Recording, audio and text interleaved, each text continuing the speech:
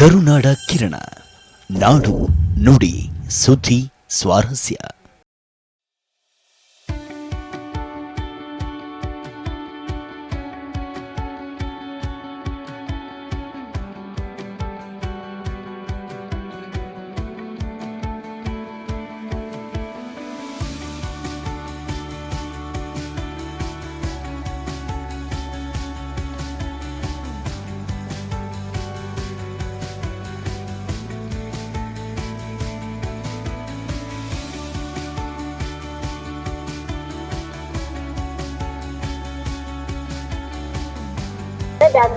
ಅಂದ್ರೆ ಬ್ಯಾಟ್ರಿ ಅಂತ ಯಾಕೆ ಕರೀತಾರಪ್ಪ ಎರಡು ಅಥವಾ ಹೆಚ್ಚು ಸೆಲ್ಗಳನ್ನು ಹೊಂದಿದ್ದಾರೆ ಬೆಳ್ಳಿ ಬ್ಯಾಟ್ರಿ ಎಂದು ಕರೀತಾರೆ. ಇದರ ನೈಕ್ರೋ ತಂತಿ, ಇದು ತಾಮ್ರ ತಂತಿ. ಇದು ಈಗ ಇಲ್ಲಿ ಇಷ್ಟೇ ನೋಡ್ಬೇಕು ನಾವು. ಇದು ತಾಮ್ರ ತಂತಿ ಹಾಕಿದಾಗ ಅಲ್ಲಿ ಹೆಚ್ಚು ಪವರ್ ಬೀಳ್ತದ, ಮತ್ತಂದ್ರ ಅಲ್ಯೂಮಿನಿಯಂ ತಂತಿ ಹಾಕ್ದವಲ್ಲ ಸ್ವಲ್ಪ ಕಡಿಮೆ ಬೀಳ್ತದ. ಯಾಕೆ ಈ ತರ ಬೀಳ್ತದಪ್ಪ ಅಂತಂದ್ರ ಇದು ತಾಮ್ರ ತಂತಿ ಒಳಗಲ್ಲ ಎಲೆಕ್ಟ್ರಾನ್ ಜಾಸ್ತಿ ಪಾಸ್ ಆಗ್ತಾ ಇರ್ತಾವ, ಅದ್ರ ಸಲುವಾಗಿ ಇದು ಹೆಚ್ಚು ಪವರ್ ಬೀಳ್ತದ. ಮತ್ತೆ ಇದು ಅಲ್ಯೂಮಿನಿಯಂ ತಂತಿ ಇರೋದ್ರಿಂದ ಇದರಲ್ಲಿ ಎಲೆಕ್ಟ್ರಾನ್ ಸ್ವಲ್ಪ ಕಡಿಮೆ ಪಾಸ್ ಆಗ್ತಾ ಇರ್ತಾವ, ಅದ್ರ ಸಲುವಾಗಿ ಅಲ್ಲಿ ವೋಲ್ಟೇಜ್ ಸ್ವಲ್ಪ ಕಡಿಮೆ ಬೀಳ್ತದೆ. ಮತ್ತೆ ಇದು ಸಹ ಅಲ್ಯೂಮಿನಿಯಂ ತಂತಿದೆ ಅದ. ಮತ್ತೆ ಇದು ಇಲ್ಲಿ ನೋಡಿದಾಗ ನಮ್ಗ ಒಂದೇ ಚುಕ್ಕಿ ಕಾಣಿಸ್ತದೆ. ಯಾಕೆ ಈ ತರ ಕಾಣಿಸ್ತದಪ್ಪ ಅಂತಂದ್ರ ಇದ್ರದ್ದು ಸೈಜ್ ದೊಡ್ಡದದ, ಮತ್ತಂದ್ರ ಲೇಯರ್ ಕೂಡ ಜಾಸ್ತಿ ಅದಾವ. ಮತ್ತೆ ಇದಕ್ಕ ಏನಂತಾರಂದ್ರ ವಾಹಕದ ರೋಧ ಹೆಚ್ಚಾದಂತೆಲ್ಲ ವಿಭುತರ ಕಡಿಮೆ ಆಗೋದ್ರಿಂದ ಇಲ್ಲಿ ಹೆಚ್ಚು ಬೆಳಕು ಕಾಣಿಸೋದಿಲ್ಲ. ಮತ್ತೆ ವಾಹಕದ ರೋಧ ಕಡಿಮೆ ಆಗಿ ವಿಭುತರ ಹೆಚ್ಚಾಯ್ತು ಅಂತಂದ್ರ ಇಲ್ಲಿ ಬೆಳಕು ಜಾಸ್ತಿ ಬೀಳ್ತದ ಅಂತ ಹೇಳಿ ಇದು ಅದಷ್ಟೇ ಮಾಡೆಲ್ ಅದ. ರೋಧ ಅವಲಂಬಿತ ಅಂದ್ರೆ ತಂತಿ ಮೇಲೆ ಕೂಡ ಅವಲಂಬನೆ ಆಗಿರ್ತದೆ. ಹಾಗಾದ್ರೆ ಯಾವ ವಸ್ತುಗಳನ್ನ ಅಂತಂದ್ರೆ ತಾಮ್ರ ಆಗಿರ್ಬೋದು, ಅಲ್ಯೂಮಿನಿಯಂ ಆಗಿರ್ಬೋದು, ನೈಕ್ರೋಮ್ ಆಗಿರ್ಬೋದು, ಆ ವಸ್ತುವಿನ ಗುಣಲಕ್ಷಣಗಳ ಮೇಲೆ ವಿದ್ಯುತ್ ರೋಧವನ್ನ ಅವಲಂಬನೆ ಆಗಿರ್ತದೆ. ನನ್ನ ಹೆಸರು ದುಂಡಮ್ಮ. ನಾನು 8ನೇ ತರಗತಿಯಲ್ಲಿ ಓದ್ತೇನೆ. ನಾನು ಗರ್ಲ್ಸ್ ಹೈಸ್ಕೂಲಿಂದ ಬಂದಿದ್ದೇನೆ. ಇದರ ಹೆಸರು, ಈ ಮಾದರಿ ಹೆಸರು ಲಂಗ್ಸ್, ಕನ್ನಡದಲ್ಲಿ ಶ್ವಾಸಕೋಶ. ಶ್ವಾಸಕೋಶವು ಬಹುತೇಕ ಚತುರ್ಭುಜಗಳನ್ನು ಹೊಂದಿರುತ್ತದೆ, ಕೆಲವು ಸ್ತಂಭಕಗಳನ್ನು ಒಳಗೊಂಡಿರುತ್ತದೆ. ಇದು ನಮಗೆ ಉಸಿರಾಡಕ್ಕೆ ಸಹಾಯ ಮಾಡುತ್ತದೆ. ಇದು ಪ್ರಾಣಿಗಳಲ್ಲಿ ಇರುತ್ತದೆ, ಮಾನವರಲ್ಲೂ ಇರುತ್ತದೆ. ನಾವು ಆಮ್ಲಜನಕವನ್ನು ಈಗ ಒಳಗೆ ತಗೋತಿದ್ದೇವೆ, ಕಾರ್ಬನ್ ಡೈಆಕ್ಸೈಡ್ ಅನ್ನು ಹೊರಗೆ ಬಿಡುತ್ತಿದ್ದೇವೆ. ಈ ತರ ಇದು ವರ್ಕ್ ಆಗ್ತದ. ಇದು ಮಾನವ ಹೃದಯದ ಎರಡು ಬದಿಯ ಮೂಳೆಯ ಸಮೀಪವಾಗಿರುತ್ತದ. ಇದು ಏನಿಲ್ಲ ರೀ, ಇದು ಇದು ನಾವು ಎಕ್ಸ್ಪ್ಲೇನ್ ಮಾಡಕ್ಕೆ ಈ ತರ ಮಾಡಿದ್ದೇವೆ. ಇದು ಸೈಡ್ ಇಲ್ಲ, ಇವೆಲ್ಲ ಇಲ್ಲಿ ವರ್ಕ್ ಆಗ್ತದೆ. Thank you. ಮುಂಜಾನೆ. ನನ್ನ ಹೆಸರು ರಕ್ಷಿತಾ. ನಾನು 9ನೇ ತರಗತಿಯಲ್ಲಿ ಓದುತ್ತಿದ್ದೇನೆ. ನಾನು ಸರ್ಕಾರಿ ಕನ್ಯಾ ಪ್ರೌಢಶಾಲೆ ಜಗತ್ ಕಲಬುರ್ಗಿ ಶಾಲೆಯಿಂದ ಬಂದಿದ್ದೇನೆ. ಎಲ್ಲರಿಗೂ ಶುಭೋದಯ. ನನ್ನ ಹೆಸರು ಸೌಮ್ಯ. ನಾನು 9ನೇ ತರಗತಿಯಲ್ಲಿ ಓದುತ್ತಿದ್ದೇನೆ. ನಾನು ಸರ್ಕಾರಿ ಪ್ರೌಢಶಾಲೆ ಬಂದಿದ್ದೇನೆ. ಈ ಮಾದರಿಯ ಹೆಸರು ಅಸ್ಥಿ ಪಂಜರ. ಅಸ್ಥಿ ಅಂದ್ರೆ ಎಲುಬು, ಪಂಜರ ಅಂದ್ರೆ ಆಕಾರ. ಆರೋಗ್ಯವಂತ ಮಾನವನಲ್ಲಿ ಒಟ್ಟು 206 ಮೂಳೆಗಳು ಇರುತ್ತವೆ. ಹುಟ್ಟಿದ ಮಗುವಿನಲ್ಲಿ 306 ಮೂಳೆಗಳು ಇರುತ್ತವೆ. ಮಾನವ ದೇಹದ ಅತಿ ಗಟ್ಟಿಯಾದ ಮೂಳೆ ದವಡೆ ಮೂಳೆ. ಮಾನವ ದೇಹದಲ್ಲಿ ಅತಿ ದೊಡ್ಡ ಮೂಳೆ ಅಂದ್ರೆ ತೊಡೆ ಮೂಳೆ. ಮಾನವ ದೇಹದ ಅತಿ ಚಿಕ್ಕ ಮೂಳೆ ಅಂದ್ರೆ ಕಿವಿ ಮೂಳೆ. ಮಾನವ ದೇಹದಲ್ಲಿ 12 ರೀತಿ ಪಕ್ಕೆಗಳು ಇರುತ್ತವೆ, ಒಂದಕ್ಕೊಂದು ಜೋಡಣೆಯಾಗಿ ಇರುತ್ತವೆ. ಮಾನವ ದೇಹದಲ್ಲಿರುವ ಮೂಳೆಗಳು 80% ಕ್ಯಾಲ್ಸಿಯಂ ಮತ್ತು 20% ರಂಜಕಗಳಿಂದ ಮಾಡಲ್ಪಟ್ಟಿರುತ್ತದೆ. ಇದನ್ನು ಹಲ್ಲ ಮತ್ತು ಇದನ್ನು ರೆಟ್ನ ಅನ್ನುವರು. ಮಾನವ ದೇಹದ ತಲೆಬುರುಡೆಯಲ್ಲಿ 12 ಜೊತೆ ಮೂಳೆಗಳು ಇರುತ್ತವೆ. ಅದಕ್ಕೆ ಸಂಬಂಧಿಸಿದ 7 ಮೂಳೆಗಳು ಅದರ ಜೊತೆ ಇರುತ್ತವೆ. ಯಾವ ಪ್ರಾಣಿಗಳಲ್ಲಿ ಮೂಳೆಗಳು ಇರುತ್ತವೆ ಅದನ್ನು ಕಶೇರುಕಗಳೆನ್ನರು. ಉದಾಹರಣೆಗೆ ಮಾನವ. ಯಾವ ಪ್ರಾಣಿಗಳಲ್ಲಿ ಮೂಳೆಗಳು ಇರುವುದಿಲ್ಲ ಅದನ್ನು ಯಾವ ಕಶೇರುಕಗಳೆನ್ನರು. ಉದಾಹರಣೆಗೆ ಹಾವು ಮತ್ತು ಅಪ್ಪಸ. ಧನ್ಯವಾದ. ನಮ್ಮ ಹೆಸರು ಸುರೇಂದ್ರ ತಂದು Shri Vidyaniketan group of institution Shriram Nagar ಹಾಗೆ ಗಂಗಾವತಿಯಿಂದ ಬಂದಿದ್ದೀವಿ. ಸೊ ಮೊದಲದಾಗಿ ಹೇಳ್ಬೇಕಂತಂದರೆ ನಾವು Vijayavani Udyotsava expo 2026 one of the interesting story.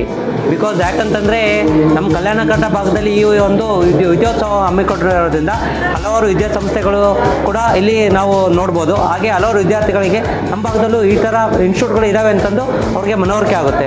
ಹಾಗೆ ಇನ್ನೊಂದು ಏನು ಬೇಕಂದರೆ ನಾವು fan of the Shri Vijay Sankeshwar sir.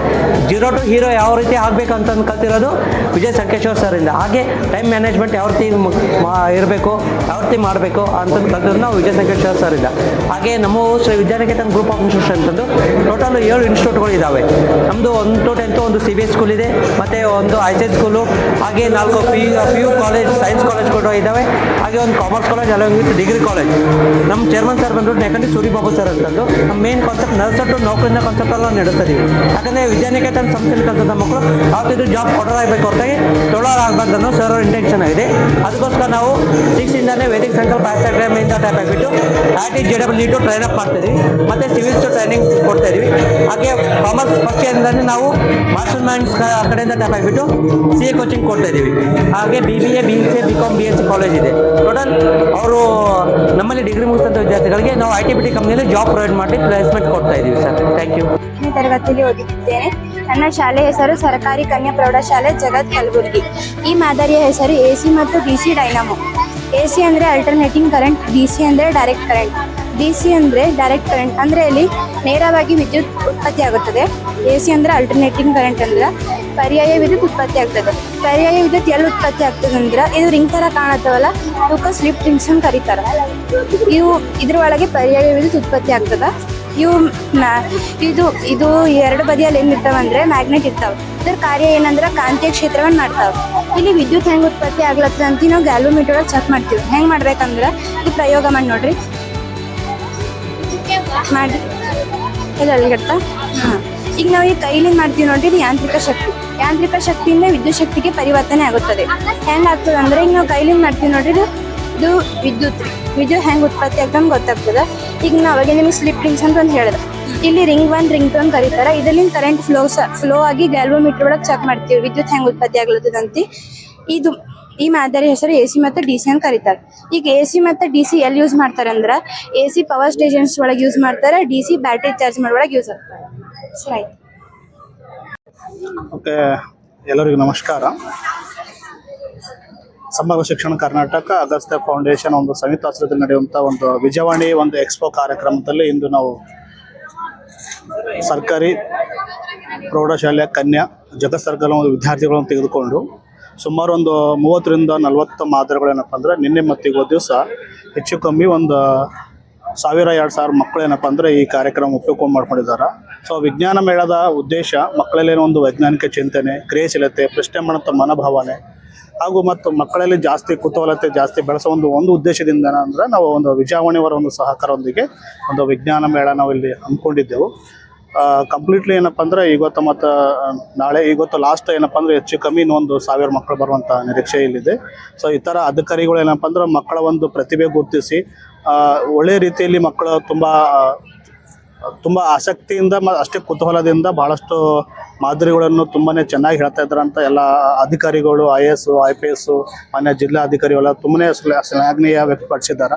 So ಅವರಿಗೂ ಕೂಡ ಏನಪ್ಪ ಅಂದ್ರೆ ತುಂಬ ಧನ್ಯವಾದಗಳು ಇಷ್ಟಪಡ್ತೇನೆ. ಸತತವಾಗಿ 3ನೇ ವರ್ಷ ಇದು. ಸೊ ವಿಜಯವಾಣಿ ಉತ್ಸವ ಸತತವಾಗಿ 3ನೇ ವರ್ಷ ನಾನು ಕೂಡ ಅಲ್ಲಿ ಬಂದಿದ್ದೇನೆ. ಸೊ ಮಕ್ಕಳಿಗೆ ಏನಪ್ಪ ಅಂದ್ರೆ ಈಗ ನೆಕ್ಸ್ಟ್ ಆಫ್ಟರ್ 10th ಆದ ನಂತರ ಏನು ಮಾಡಬೇಕು, PUC ಆದ ನಂತರ ಏನು ಮಾಡಬೇಕು, ಡಿಗ್ರಿ ಆದ ನಂತರ ಏನು ಮಾಡಬೇಕು, ಸೊ ಯಾವುದು ಚಾಯ್ಸ್ ಮಾಡ್ಕೊಂಡು ಭಾಳ ಬೆಸ್ಟ್ ಮಾಡ್ಕೋಬೇಕು ನಾವು. ಸೊ ಮುಂಚೆ ಹೆಂಗಿತ್ತಂದ್ರೆ ಪರಿಚಯ ಇದ್ದಾಗ ನಾನು PUC ಸೈನ್ಸ್ ಮಾಡಿ ನಂತರ ನಾನು ನೋಡಿ ಇವ್ರು ಮಾಡ್ತಿದ್ರು, ಅವ್ರು ಮಾಡ್ತಿದ್ರು. ಬಟ್ ಇಲ್ಲಿ ಈ ಪ್ಲಾಟ್ಫಾರ್ಮ್ ಹೆಂಗಿದೆ ಅಂದ್ರೆ ನಾನು ಯಾವ್ದು ತೊಗೊಂಡ್ರೆ ನನಗೆ ಬೆಸ್ಟ್ ಆಗ್ತದೆ, ನಂದು ಏನು ಫ್ಯೂಚರ್ ಅಲ್ಲಿ ಕಾಣ್ತದೆ, ನಂದು ಏನು ಟ್ಯಾಲೆಂಟ್ ಇದೆ, ಯಾವ ಕಾಲೇಜಲ್ಲಿ ಹೋಗ್ಬೋದು ನಾವು, ಸೊ ಯಾವ ಕಾಲೇಜ್ ಹೆಚ್ಚಿಗೆ ನಮಗೆ ಎಕ್ಸ್ಪೋಜರ್ ಕೊಡ್ತಾ ಇದೆ, ಯಾವುದು ಡಿಜಿಟಲ್ ಆಗಿ ನಮಗೆ ಕೊಡ್ತಾ ಇದೆ, ಯಾವ್ದು ಹ್ಯಾಂಡ್ಸ್ ಆನ್ ಆ್ಯಕ್ಟಿವಿಟೀಸ್ ಕೊಡಿಸ್ತಾ ಇದೆ. ಸೊ ಅಂದ್ರೆ ಮೋರ್ ದೆನ್ ಏನಪ್ಪ ಅಂದ್ರೆ ಅವ್ರಿಗೆ ಮಕ್ಕಳಿಗೆ ಎಲ್ಲ ತಿಳ್ಕೊಳ್ಳೋಕೆ ಒಂದು ಪ್ಲಾಟ್ಫಾರ್ಮ್ ಒಳ್ಳೆಯ ಸ್ಟೇಜ್ ಆಗಿದೆ. ಬಟ್ ಅದು ಒಂದು ಜೊತೆಗೆ ಬರೀ ಎಜುಕೇಷನ್ ಎಕ್ಸ್ಪೋ ಅನ್ನೋಕ್ಕಿಂತ ಬಿಲ್ಲ, ಬಟ್ ಬೇರೆ ಬೇರೆ ಎಕ್ಸ್ಪೋಜರ್ ಕೂಡ ಆಗ್ತಾ ಇದೆ ಮಕ್ಕಳಿಗೆ. ಸೊ ಫಾರ್ ಎಕ್ಸಾಂಪಲ್ ಈಗ IAS, IPS ಜೊತೆ ಇಂಟ್ರಾಕ್ಷನ್ ಆಗೋದಾಗಲಿ, ಮತ್ತು ಒಳ್ಳೆ ಎಕ್ಸ್ಪರ್ಟ್ ಬಂದು ಶಿಕ್ಷಣ ಬಗ್ಗೆ ತಜ್ಞರ ಬಗ್ಗೆ ಎಲ್ಲ ಮಾತಾಡೋದಾಗಲಿ ಮಕ್ಕಳಿಗೆ ಭಾಳಷ್ಟು ಅನುಕೂಲ ಆಗ್ತಾ ಇದೆ. ಜೊತೆಗೆ ನಿನ್ನೆ ಒಂದು ಖುಷಿ ವಿಚಾರ ಏನಪ್ಪ ಅಂದ್ರೆ ಗಾಂಧಾರಿ ವಿದ್ಯೆ ಅನ್ನೋದು ನಾವು ಅವಾಗೆಲ್ಲ ಬರೀ ಬುಕ್ಕಿನಾಗ ಮತ್ತು ಸೀರಿಯಲ್ನಲ್ಲಿ ನೋಡಿರ್ತೇವೆ. ಬಟ್ ನಿನ್ನೆ ವಿಶೇಷ ಏನಪ್ಪ ಅಂದ್ರೆ ವಿಜಯವಾಣಿಯವರು ಒಂದು ಸ್ಟೂಡೆಂಟ್ಗಳಿಗೆ ಅವರಿಗೆ ಇನ್ವೈಟ್ ಮಾಡಿದರು, ವಿಶ್ಮಿತಾ ಅಂತ. ಬಟ್ ಅವ್ರು ಒಳ್ಳೆ ವಿಶ್ಮಿತಾ ಅಂತ ಹುಡುಗಿ, ಸೊ ಟ್ಯಾಲೆಂಟ್ ಸ್ಕೂಲ್ದು ಕಣ್ಣಿಗೆ ಪಟ್ಟಿ ಕಟ್ಟಿ, ಸೊ ಎದುರುಗಡೆ ಇರುವಂಥದ್ದು ಏನಪ್ಪ ಅಂದ್ರೆ ನೀಟಾಗಿ ಬಡ ಅವ್ರ ಹೆಸರು, ತಂದೆ ಹೆಸರು, ಡ್ರೆಸ್, ಕೋಡ್ ಎವ್ರಿಥಿಂಗಲ್ಲೇ ಹೇಳ್ತಾ ಇದ್ದರು. ಬಟ್ ಈ ಜನ್ರೇಷನಲ್ಲಿ 5G ಇದೆ, AI ಬಂದಿದೆ, ಆದ್ರೆ ಕಣ್ಣಿಗೆ ಮುಂದೆ ಇರುವಂಥ ಬೇಗ ಓದಿ ನಾವು ಗ್ರಹಿಸೋದು ಆಗ್ತಾ ಇಲ್ಲ. ಬಟ್ ಅವ್ರು ಕಣ್ಣು ಮುಚ್ಕೊಂಡು ಆ ಪದ್ಧತಿ ತೊಗೊಂಡು ಗ್ರಹಿಸ್ತಾ ಇದ್ದಾರೆ.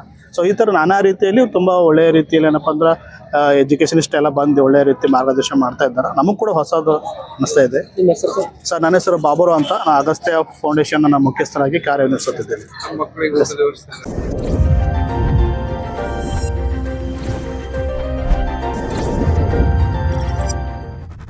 ಕರುನಾಡ ಕಿರಣ, ನಾಡು ನುಡಿ ಸುದ್ದಿ ಸ್ವಾರಸ್ಯ.